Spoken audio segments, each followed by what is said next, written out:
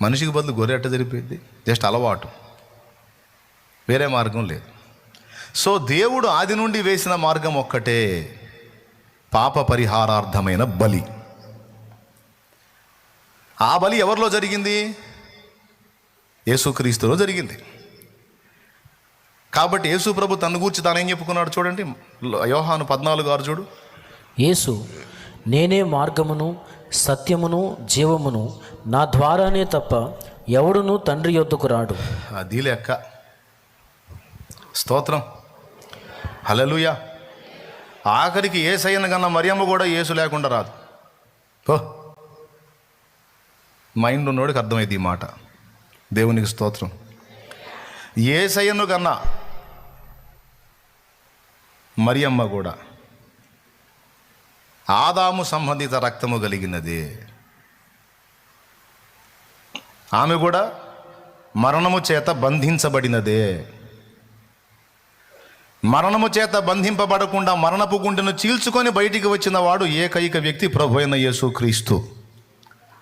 అదేంది, లాజర్ లేచాడుగా, సారేపతి విధవరాలు కొడుకు లేచాడు, గంట లేచినోడు మళ్ళీ చచ్చిపోయారుగా. కానీ యేసు ఇదిగో లేచి ఉన్నాడు, ఆయన ఇక మళ్ళా చనిపోలేదు, నేటికి సజీవుడే ఆయన. చనిపోయిన లాజరు తిరిగి లేచాడు, ఆ సమాధి ఖాళీ అయిన తర్వాత మళ్ళీ చచ్చిపోయి సమాధిలోకి పోయాడు, ఇంకో సమాధిలోకి. కానీ యేసు లేచాడు, ఇక ఆయనకి మళ్ళీ మరణం లేదు. కానీ యేసును కన్నా మరియా సైతం చనిపోయి అలానే ఉంది.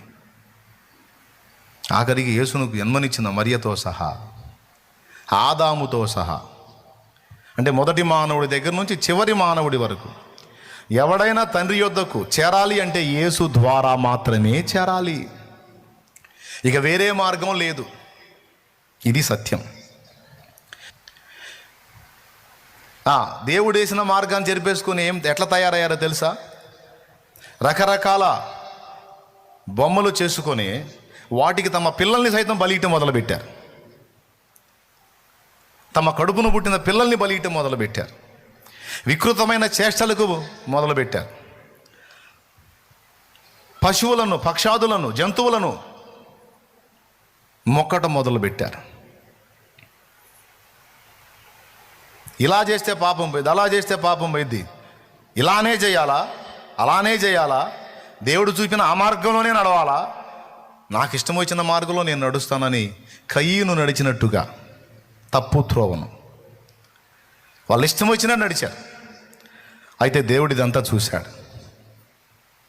సరే, దేవుడు చూపిన మార్గాన్ని వదిలిపెట్టి వేరే వేరే వేరే వేరే మార్గాల్లో నడుస్తూ విస్తరించారు.